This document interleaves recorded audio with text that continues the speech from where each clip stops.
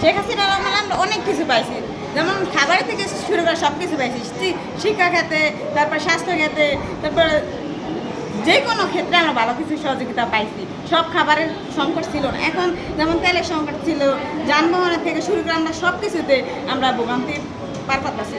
Doctor Yunus এই আমাদের এই করছে যে আমরা কোনো কিছু সহযোগিতা করে নাই, তার থেকে আমরা কিছুই পাই নাই। কিন্তু শেখ হাসিনা থাকতে আমরা অনেক কিছু পাইছি, তারে আমরা এই বাংলাদেশে আনতে চাই, যে তার আমরা দেখতে চাই যে সে দেশের জন্য কত কিছু করছে, কিন্তু ইউনূস সরকারও কিছু করে না। যে এখন বর্তমানে তার এখন আছে, সে আমরা তো দেখতেছি না সে কোনো ঔষধ দিতেছে, কিছু দিতেছে, আমরা পাইতেছি না কিছু। আমরা গরিব মানুষ, আমরা কি এত কিছু কিনতে পারি? কত টাকা গেছে আমাদের, আমরা তো নিজে নিয়মিত খাবারই কিনতে পারি না, এই জায়গা থেকে খাবার দেয়, এত কিছু কিনে কি আমরা পারি? সরকারের থেকে তো আমরা কিছু চাই। আপনি শরীয়তপুর হাসপাতালে কেন আসছেন? শরীয়তপুর আসছে আমাদের গোসাহাটে আইসোলেশন নাই, ওই জায়গা থেকে আমরা এই জায়গায় আসতে হয়েছে, এই রাত্রে আসছি আমরা বাচ্চা নিয়ে। তো আমাদের এটা কত কষ্ট হয়েছে না, কত জার্নি করে এই জায়গায় আসতে হয়েছে আমাদের। আপনার বাচ্চার কি হয়েছে? আমার বাচ্চার হাম হয়েছে। হামের চিকিৎসা কি পাচ্ছেন?